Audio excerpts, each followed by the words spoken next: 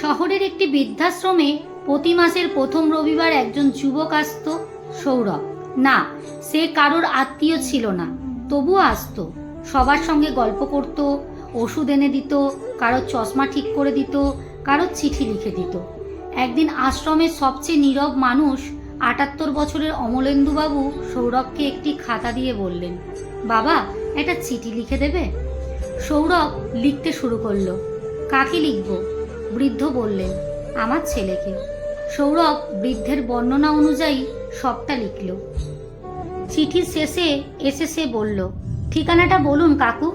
বৃদ্ধ অনেকক্ষণ চুপ থেকে বললেন, ঠিকানা জানি না বাবা, 10 বছর আগে রাগ করে চলে গেছিল, তারপর আর কোনো খোঁজ নেই। সৌরভের হাত থেমে গেল। তাহলে চিঠিটা যাবে কোথায়?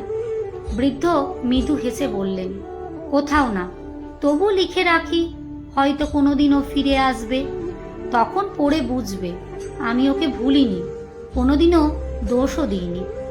সেদিনের পর থেকে প্রতি মাসে একটি করে চিঠি লিখে দিত সৌরভ। কোনোটাই লেখা থাকতো, আজ খুব বৃষ্টি হচ্ছে, ছোটবেলায় তুই বৃষ্টিতে ভিজতে খুব ভালোবাসতিস। কোনোটায় আবার লেখা, ডায়াবেটিসটা খুব বেড়েছে, তোকে খুব দেখতে ইচ্ছে করে। আবার কোনো চিঠিতে শুধু একটি লাইন, বাবারা রাগ করে কিন্তু অভিমান করে না, অপেক্ষা করে থাকে। এভাবেই 3 বছর কেটে গেল।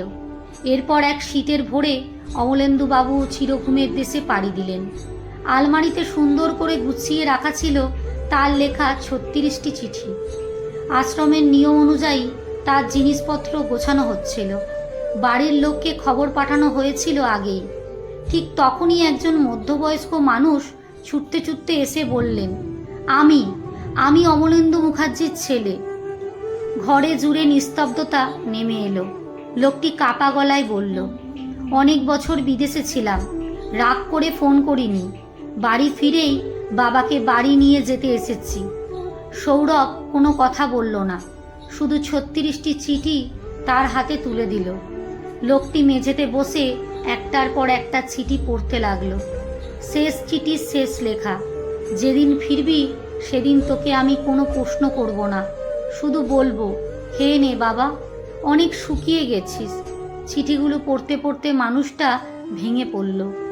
সৌরভ বলল, কাঁদবেন না, ক্ষমা চাইলে মানুষ ছোট হয় না, কিন্তু ক্ষমা চাইতে দেরি করলে যাকে বাবা বলে ডাকতাম তিনি হয়তো আর উত্তর দেবার জন্য অপেক্ষা করে থাকেন না।